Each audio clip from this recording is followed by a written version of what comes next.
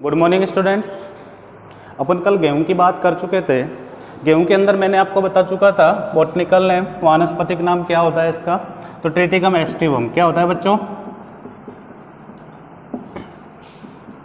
Triticum aestivum. उसके बाद family की यदि बात करें, मैं बता चुका था आप लोगों को कुल की, तो इसका कुल कौन सा था, ग्रेमिनी। और ग्रेमिनी का ही दूसरा नाम कौन सा होता है बच्चों, पोएसी। कौन सा होता है, पोएसी। उसके बाद अपन उत्पत्ति स्थान की बात कर रहे थे, तो गेहूं का उत्पत्ति स्थान माना जाता है बच्चों दक्षिणी पश्चिमी एशिया।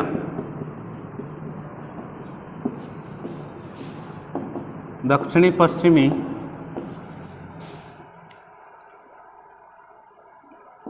एशिया।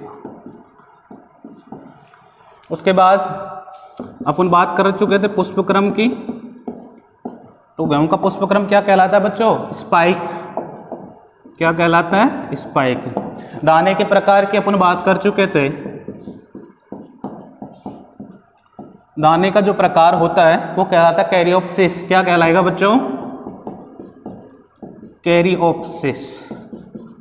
उसके बाद अपन बौनेपन की बात कर चुके थे, तो बौनेपन के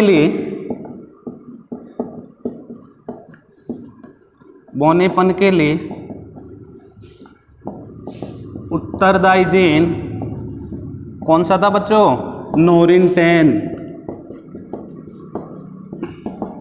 नोरिन-10। इन सारी चीजों की अपन बात कर चुके थे। उसके बाद अपन ने बात की थी, देखो बच्चों बौनेपन के लिए उत्तरदायी जीन है वो कौन सा है, नोरिन-10 है। नोरिन-10 के द्वारा बौनी किस्में विकसित की 1963 के अंदर डॉक्टर एनी बोरलॉग के द्वारा 1963 के अंदर बौनी किस्में विकसित की थी, जिसके अंदर नोरिन-10 का योगदान था। उसके बाद अपन बात कर चुके थे उत्पादन की। किसकी बात कर चुके थे बच्चों, उत्पादन की। देखो उत्पादन की यदि बात करें तो खाद्यान्न फसलों के अंतर्गत प्रथम जो स्थान आता है बच्चों खाने के लिए जिस फसल का, वो तो है धान। कौन सी है, धान। प्रथम तो कौन सी है, धान।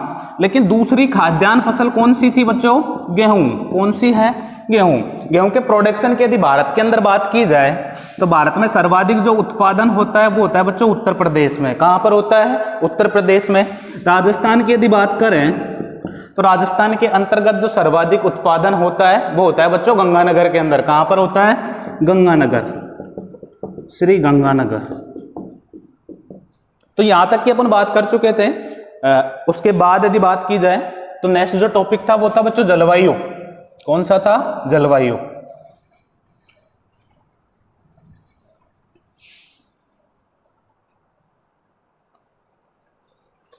जलवायु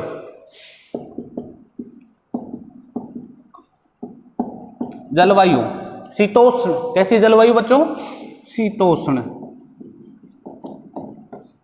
देखो ये चीजें याद करने की नहीं होती बच्चों, सीधी सी बात है, रबी की फसल है, ठीक है, शीत ऋतु के अंदर बोई जाती है, तो सीधी सी बात है शीतोष्ण जलवायु इसके लिए उपयुक्त होगी, ठीक है। उसके बाद अपन बात कर चुके थे मृदा की।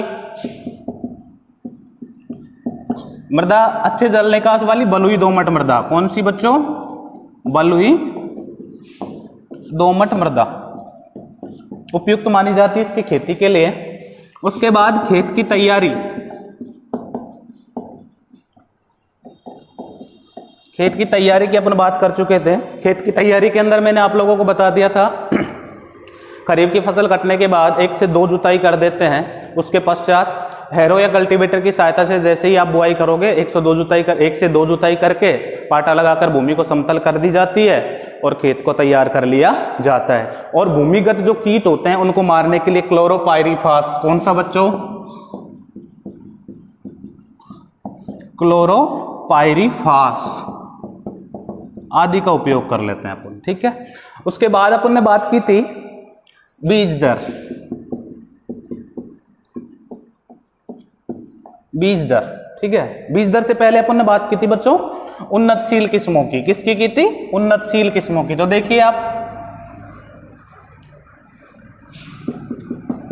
किस्में, मोस्ट वैरायटी मैंने बताई थी राज 3077, राज 1482, कल्याण सोना लोक फर्स्ट, सुजाता, जॉब 666, ETC। ये बहुत सारी वैरायटीज थी, ठीक है। तो ध्यान रखना बच्चों, ये इंपॉर्टेंट वैरायटी है। कल्याण सोना गेहूं की एक प्रसिद्ध किस्म है। सुजाता मैं बता ही चुका था आपको। बारानी, कौन से क्षेत्र? बारानी। बारानी क्या होते हैं बच्चों? ऐसे क्षेत्र जहां पर खेती पूर्णतः किस पर निर्भर रहती है? वर्षा पर। क्या पर, किस पर रहती है? वर्षा पर। वो क्षेत्र कहलाते हैं बारानी क्षेत्र। तो बारानी क्षेत्रों के लिए उपयुक्त किस्म कौन सी है? सुजाता। उसके बाद मैंने बात की थी जॉब 666, ये कौन से क्षेत्रों के लिए उपयुक्त मानी जाती है बच्चों? लवणीय, लवणीय क्षेत्रों हेतु, लवणीय क्षेत्रों हेतु उपयुक्त किस्म है, ठीक है। तो अपन वेराइटीज की बात कर चुके थे। उसके बाद यदि बात करें तो नेक्स्ट जो आता है वो है बच्चों आपके अंदर बीज दर। क्या था? बीज दर। बीज दर की अपन बात कर रहे थे। देखो बीज दर मैंने 3 बताई थी आप लोगों को। पहली कौन सी थी? सामान्य। सामान्य जो बीज दर होती है इसकी कितनी होती है? 80 से 100 किलोग्राम प्रति हेक्टेयर। उसके पश्चात लवणीय व क्षारीय, क्षारीय, लवणीय व क्षारीय भूमि के लिए कितनी बताई थी मैंने आपको? 100 से 120 से 125 किलोग्राम प्रति हेक्टेयर। उसके बाद कौन सी विधि?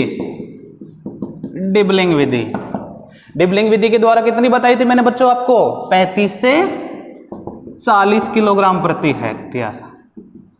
35 से 40 किलोग्राम प्रति हेक्टेयर, ठीक है बच्चों। लेकिन ध्यान रख लेना, आपकी जो बुक है उसके अंदर 35 और 40 दे रखी है, 35 से 40, ठीक है। लेकिन कई बार जो पुरानी बुक है बच्चों, जेट वगैरह में जो क्वेश्चन पूछे हुए हैं उनके अंदर है ना, ध्यान रख लेना, आप 25 से 30 दे रखी है। कितनी दे रखी है? तो बच्चों बोर्ड की दृष्टि से आपको ये याद रखनी है, क्योंकि आपकी बुक के अंदर ये दे रखी है। लेकिन जो कॉम्पिटिटिव एग्जाम्स अपने जेट, ICR, BHU की जो होती है उनके अंदर यदि पूछा जाए तो ये याद रखनी है 25 से 30, ठीक है ना। डिबलिंग विधि के अंदर बुआई हेतु जिस यंत्र का प्रयोग करते हैं उसका नाम क्या बताया था मैंने आपको? डिबलर। क्या बताया था बच्चों? डिबलर। उसके बाद बीज उपचार की अपन बात कर चुके थे। नेक्स्ट जो टॉपिक आता है आपके वो आता है बच्चों सिंचाई। क्या आएगा? सिंचाई। तो देखिए सिंचाई,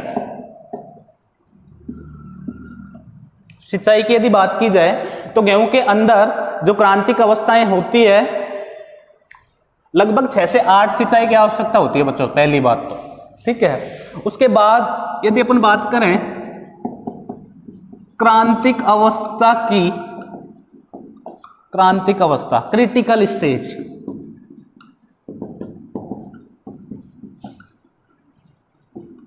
क्रिटिकल स्टेज, क्रांतिक अवस्था। देखिए क्रांतिक अवस्था क्या होती है? क्रांतिक अवस्था वह अवस्था होती है जिसमें पौधा पानी के प्रति अति संवेदनशील हो जाता है, उस अवस्था को कहते हैं बच्चों क्रांतिक अवस्था। क्या कहते हैं? क्रांतिक अवस्था।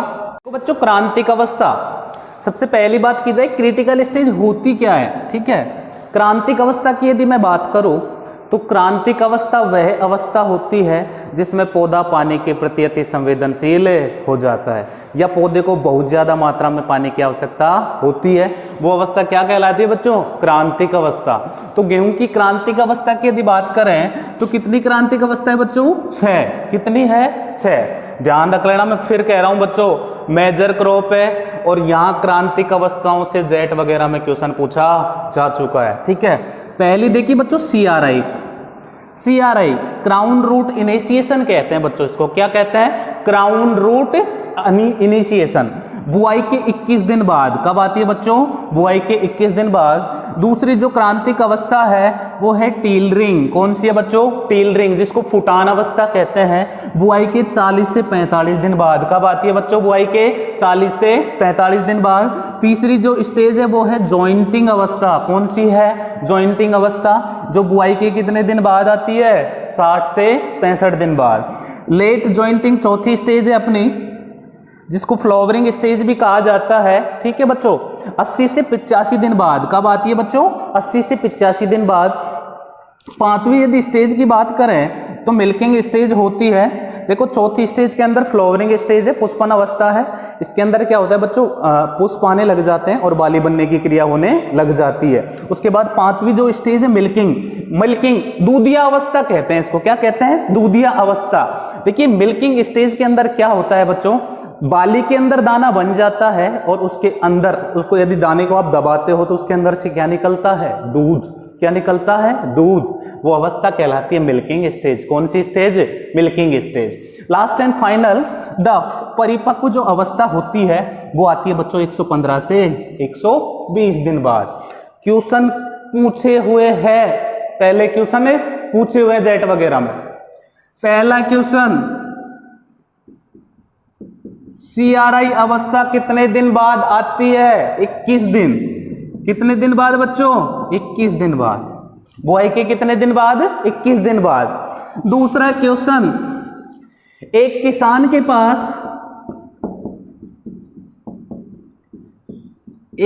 के पास केवल 2 सिंचाई उपलब्ध है तो वह कौन सी अवस्था पर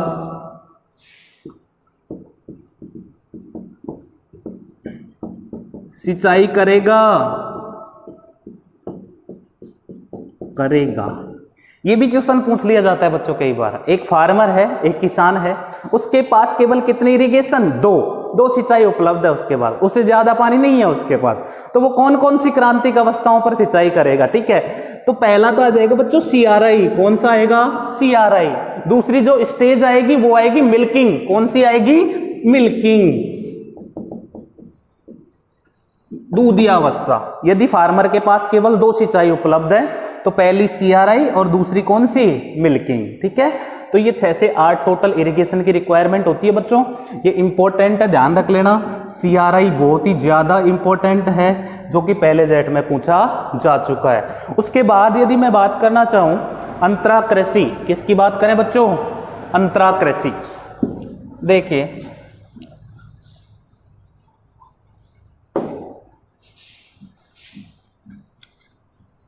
अंतरा कृषि,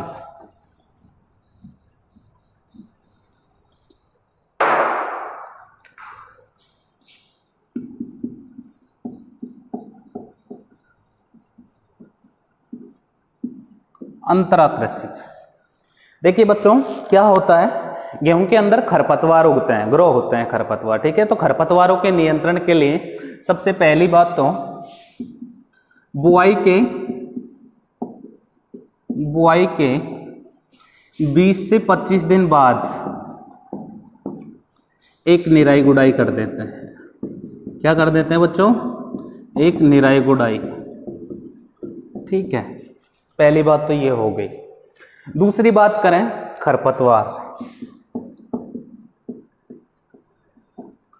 बच्चों खरपतवार कितने प्रकार के उगते हैं? 2 प्रकार के। कितने प्रकार के? 2 प्रकार के। एक तो उगेगा चौड़ी पत्ती वाला,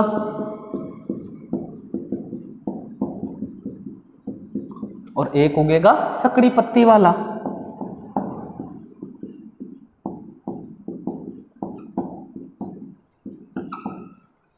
चौड़ी पत्ती वाला खरपतवार, ठीक है, ब्रॉड लीफ वीड। ठीक है, इसकी यदि बात करें तो एग्जाम्पल बथुआ। कौन सा है बच्चों? बथुआ हो गया। सकड़ी पत्ती वाला खरपतवार की यदि बात करें तो एग्जाम्पल ले लो आप गेहूंसा। कौन सा है जी? गेहूंसा है जी। कौन सा है? गेहूंसा। कौन सा? गेहूंसा। देखो बथुआ बच्चों चौड़ी पत्ती वाला खरपतवार है, तो गेहूं के अंदर चौड़ी पत्ती वाले जो खरपतवार होते हैं उनको मारने के लिए कौन से शाकनाशी रसायन का प्रयोग करते हैं? 2,4-D। कौन सा शाकनाशी? 2,4-D शाकनाशी डाला जाता है। यदि बात करें गेहूंसा, बच्चों इंपॉर्टेंट है, बहुत ही मोस्ट है, जेट में पूछा हुआ है 1 से 2 बार। ठीक है, गेहूंसा का बॉटनिकल नेम है बच्चों फेलेरिस माइनर। कौन सा है? Phalaris minor. इसको गेहूं का मामा क्या कहते हैं? गेहूं का मामा। गेहूं का मामा कहते हैं बच्चों, मामी नहीं कहते, ठीक है, गेहूं का मामा। इसको मंडूसी के नाम से भी जानते हैं, किसके नाम से? मंडूसी। तो ये सारे इसके ही नाम है बच्चों गेहूंसा का, ठीक है। ये एक नकलची खरपतवार होता है, कैसा होता है? नकलची खरपतवार होता है।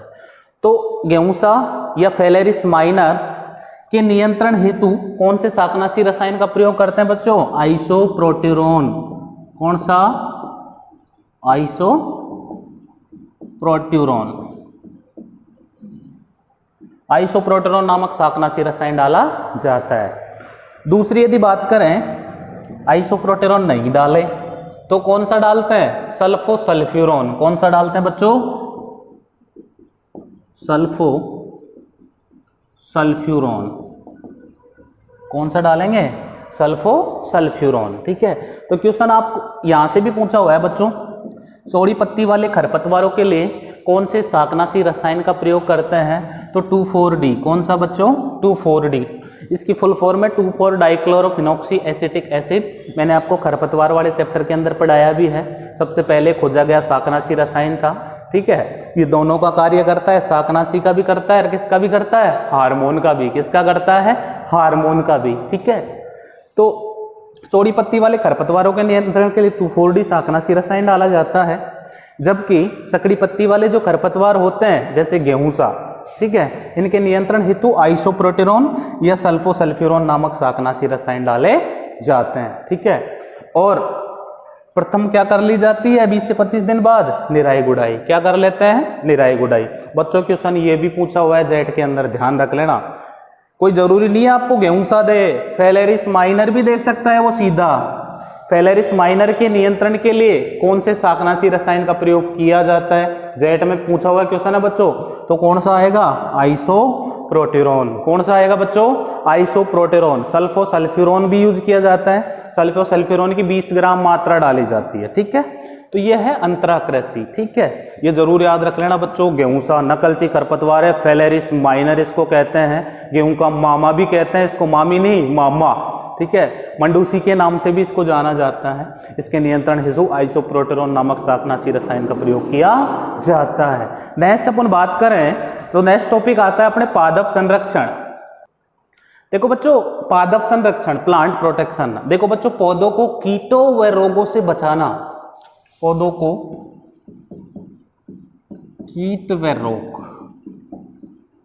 कीट व रोग से बचाना क्या कहलाता है बच्चों? पादप संरक्षण। क्या कहलाएगा? पादप संरक्षण। प्लांट प्रोटेक्शन क्या कहेंगे? Plant protection. तो देखो पहली बात तो सीधी सी बात है, देखो बेटा रबी की फसल है, किसकी फसल है? रबी की, अर्थात कैसी जलवायु होगी? ठंडी। जलवायु कैसी होगी बच्चों? ठंडी। तो शीतकाल में पाले का प्रकोप होता है, ठीक है, फ्रॉस्ट, पाला पड़ता है, ठीक है। अधिक तापमान कम होने के कारण 0 डिग्री सेंटीग्रेड के आसपास जो ओस की बूंदें रहती है वो बर्फ के रूप में परिवर्तित हो जाती है, जिसको कहते हैं पाला। क्या कहते हैं बच्चों? पाला। पाले का प्रकोप होता है। तो पाले से बचाव करने के लिए अपन क्या करते हैं बच्चों? सल्फ्यूरिक अम्ल। कौन सा डालते हैं? सल्फ्यूरिक अम्ल, या इसी को कहते हैं बच्चों H2SO4। सल्फ्यूरिक अम्ल के 0.1% घोल का छिड़काव करता है। कितना? 0.1% घोल का क्या करते हैं? छिड़काव। उसके बाद दीमक। क्या होता है बच्चों? भूमि के अंदर यदि सिंचाई नहीं मिल पाए समय समय पर, ठीक है, पानी की कमी हो जाती है, तो ऐसी सिचुएशन के अंदर क्या होता है बच्चों? दीमक का प्रकोप हो जाता है, टर्माइट का प्रकोप हो जाता है। तो दीमक के नियंत्रण के लिए कौन सा रसायन डालते हैं? कीटनाशी रसायन क्लोरोपाइरीफास। कौन सा डालता है? Chlorpyrifos 20 EC, emulsify contain. EC का मतलब होता है बच्चों emulsify contain, 20 EC, chlorpyrifos 20 EC। इसकी मात्रा डालते हैं 2400 ml प्रति हेक्टेयर। एक हेक्टेयर के अंदर कितने डालेंगे? 2400 ml एक हेक्टेयर के अंदर।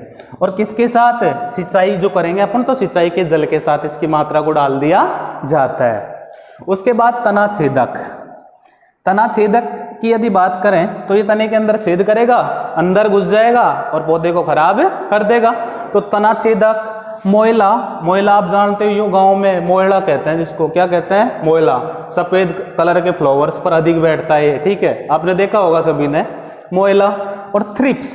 थ्रिप्स भी एक छोटा सा कीट होता है बच्चा, सकिंग पेस्ट होता है। वो कैसा होता है? सकिंग पेस्ट, जो पौधे की पत्तियों पे कोमल भागों से रस चूसने का कार्य करता है। तो इनके नियंत्रण के लिए मोनोक्रोटोफास नामक कीटनाशी रसायन डाला जाता है।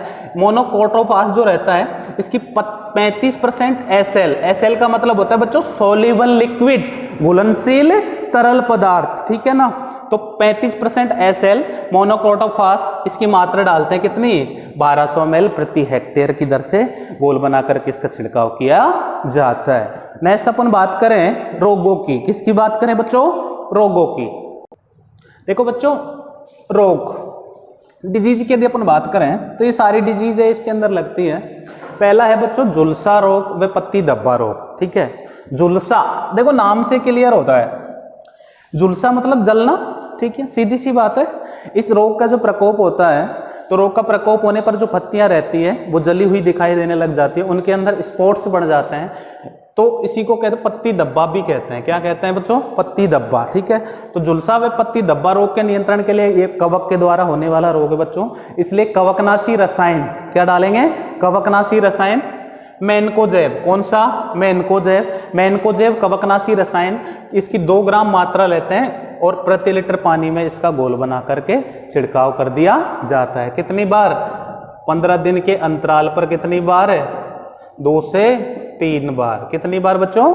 2 से 3 बार। देखिए पहला रोग है झुलसा रोग है पत्ती धब्बा रोग। इस रोग के कारण पत्तियां जली हुई दिखाई देने लग जाती है, ये पत्तियों के ऊपर धब्बे बने जाते हैं। ये एक कवक के द्वारा होने वाला रोग है, इसलिए कवकनाशी रसायन कौन सा बच्चों? मैनकोजेब। कौन सा? मैनकोजेब ले लेते हैं, उसकी 2 ग्राम मात्रा को प्रति लीटर पानी की दर से घोल बना करके 15 दिन के अंतराल पर 2 से 3 बार छिड़काव करना चाहिए।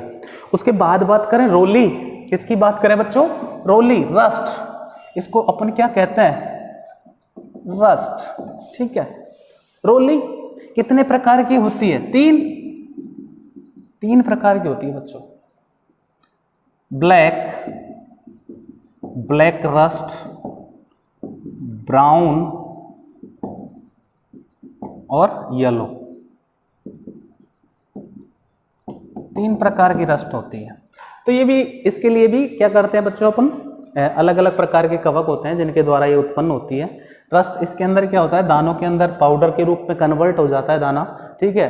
तो इसके लिए भी कवकनाशी रसायनों का छिड़काव किया जाता है। 3 रस्ट होती है, ब्लैक रस्ट, ब्राउन रस्ट, तीसरी कौन सी होती है? येलो रस्ट, ठीक है।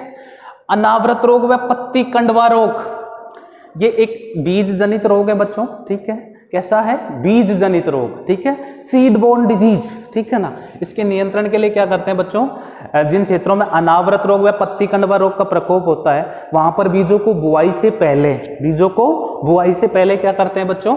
बीटाबैक्स की 2 ग्राम मात्रा लेते हैं और 2 ग्राम मात्रा से प्रति किलोग्राम बीज को उपचारित कर दिया जाता है, जिससे इस रोग का प्रकोप कम हो जाता है।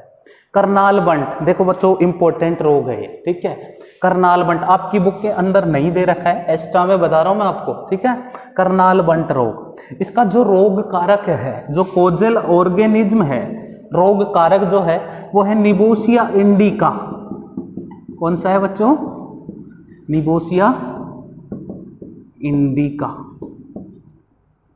इंडिका, इसका रोग कारक है ये, ठीक है। आपकी बुक के अंदर नहीं दे रखा है। इसको गेहूं का कैंसर क्या कहते हैं बच्चों? गेहूं का कैंसर,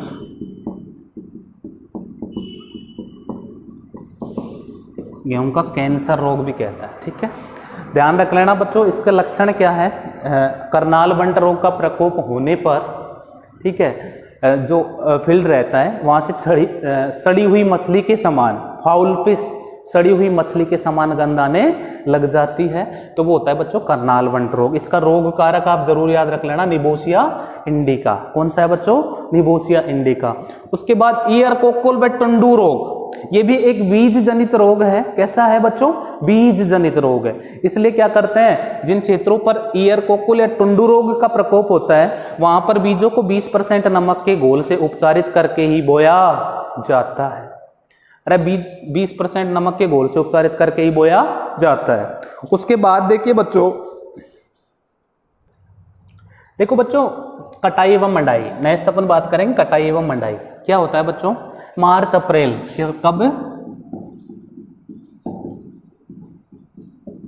मार्च अप्रैल। मार्च अप्रैल के अंदर जब पूर्ण रूप से बाली बनकर तैयार हो जाती है, देखिए ये लो जी, ये लो जी, ये लो बाली बन गई सब, ठीक है, ये लो जी बाली बन गई गेहूं की, ठीक है। जब बाली पूर्ण रूप से बनकर तैयार हो जाती है मार्च अप्रैल के अंदर, दाना पूर्ण रूप से परिपक्व हो जाता है, तो इसकी कटाई कर लेनी चाहिए। और कटाई करने के पश्चात जब ग्रेन्स, जो दाने रहते हैं, दानों के अंदर जब 20%, कितनी, 20% नमी रहे बच्चों, तो इसकी थ्रेसर की सहायता से थ्रेसिंग कर लेनी चाहिए, ठीक है। मुबारक हो जी, गेहूं तैयार है, ठीक है। उसके बाद उपज की यदि बात करें तो उन्नतशील या बोनी जो किस्में होती है, उनके द्वारा अपन को जो दाने की उपज प्राप्त होती है बच्चों, वो होती है 50 से 60 क्विंटल प्रति हेक्टेयर। एक हेक्टेयर से कितनी प्राप्त होती है, 50 से 60 क्विंटल। लेकिन बात करें देसी किस्मों की, देसी किस्में और क्षेत्र कौन सा है, असिंचित, कौन सा है बच्चों, असिंचित, तो वहां से उपज प्राप्त होती है 15 से 20 क्विंटल प्रति हेक्टेयर, ठीक है। तो कटाई कर लिया अपन ने मार्च अप्रैल में दाना बनने के पश्चात, ठीक है। उसके बाद अपन को उपज प्राप्त हो गई। उसके बाद किस में रखेंगे, भंडार गृह में, भंडारण। तो भंडारण की बात करें तो मैं आपको बता ही चुका था बच्चों, जब दानों के अंदर 10 से 12% नमी, कितनी, 10 से 12% नमी हो, तो इनको भंडार गृह में भंडारित कर देना चाहिए। गेहूं तैयार है। अब बच्चों मैं आपको वो क्वेश्चन बताता हूं जो जेट में पूछे जा चुके हैं। देखिए आप बच्चों, बोर्ड की दृष्टि से भी इंपॉर्टेंट है और जेट की दृष्टि से भी ये फसल इंपॉर्टेंट है। देखो पहला, नोरिन 10, गेहूं में बोनेपन के लिए उत्तरदायी जीन कौन सा है बच्चों, नोरिन 10। दूसरा क्वेश्चन, ठीक है, दूसरा क्वेश्चन क्या पूछा जा सकता है, CRI अवस्था किस फसल से संबंधित है, तो किससे है, गेहूं से, और बुआई के कितने दिन बाद आती है, 21 दिन बाद, ठीक है। तीसरा जो क्वेश्चन पूछा जा चुका है पहले, कल्याण सोना किसकी प्रसिद्ध किस्म है बच्चों, गेहूं की। दूसरा क्वेश्चन ये भी पूछा जा सकता है, गेहूं की बारानी क्षेत्रों के लिए उपयुक्त किस्म कौन सी है, सुजाता, कौन सी है, सुजाता। दूसरा क्वेश्चन आपसे ये भी पूछा जा सकता है, लवणीय क्षेत्रों के लिए उपयुक्त किस्म कौन सी है, जोब 666, कौन सी है बच्चों, जोब 666। तीसरा आपसे क्वेश्चन नेक्स्ट पूछा जाए, गेहूंसा या फेलेरिस माइनर,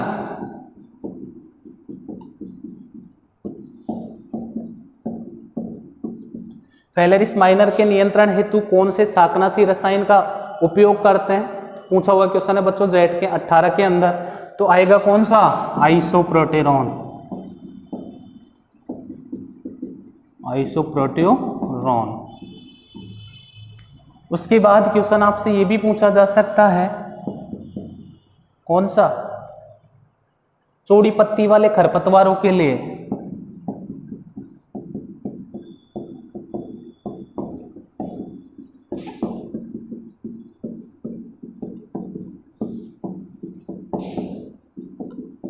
कौन सा शाकनाशी रसायन डालते हैं, 2,4-D, कौन सा डालेंगे बच्चों, 2,4-D, ठीक है। ये भी क्वेश्चन आप लोगों से पूछा जा सकता है।